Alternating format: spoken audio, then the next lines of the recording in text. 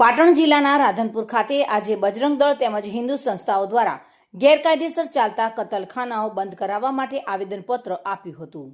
પાટણ જિલ્લાના રાધનપુર ખાતે આજે હિન્દુ સંગઠનો દ્વારા રાધનપુર ખાતે ચાલતા કતલખાના બંધ કરાવવા બાબતે રાધનપુર નગરપાલિકા તેમજ રાધનપુર ડીવાયએસપી ઓફિસ ખાતે તેમજ રાધનપુર સેવા સદન ખાતે પ્રાંત અધિકારીને હિન્દુ સંગઠનો દ્વારા રાધનપુર ખાતે ચાલતા ગેરકાયદેસર કતલખાના બંધ કરાવવા બાબતે આવેદનપત્ર આપવામાં આવ્યું હતું। હિન્દુ સંગઠન વિશ્વ હિન્દુ પરિષદના જિલ્લા પ્રમુખ લક્ષ્મણભાઈ આહિર તેમજ વિશ્વ હિન્દુ પરિષદ રાધનપુર જિલ્લા મહામંત્રી કાંતિભાઈ ઠાકોર તેમજ બજરંગ દળના રાધનપુરના જિલ્લા પ્રમુખ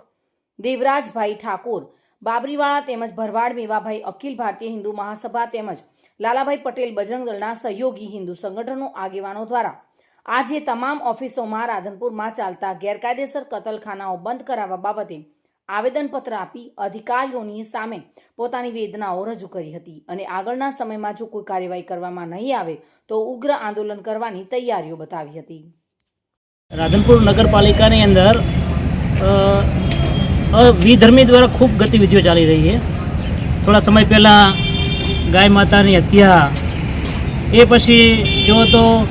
હિન્દુ સમાજના ઘરો ઉપર લૂંટફાટ, એમાં કાર્યકર્તાઓને પણ ટાર્ગેટ બનાવી અને લૂંટફાટ ચાલી રહ્યો છે। હિન્દુ હિતરક્ષક સમિતિ તેમજ વિવિધ ક્ષેત્રના વિવિધ સંગઠનો આજે ડીવાયએસપી ઓફિસ સાહેબને આવેદનપત્ર આપીએ છીએ કે આ પ્રકારની ગતિવિધિઓ રાધનપુરમાં ન થાય। હવે પછી આ પ્રકારની ગતિવિધિઓ થઈ તો ઉગ્ર આંદોલન હિત રક્ષક હિન્દુ સમિતિ એ આગળ કામ કરશે અને આ એક આગમ ચેતવી છે કે આ પ્રકારની ગતિવિધિઓ એ હિન્દુ સમાજને બહુ નુકસાન કરી રહ્યું છે કે ગાય માતા અમારી એ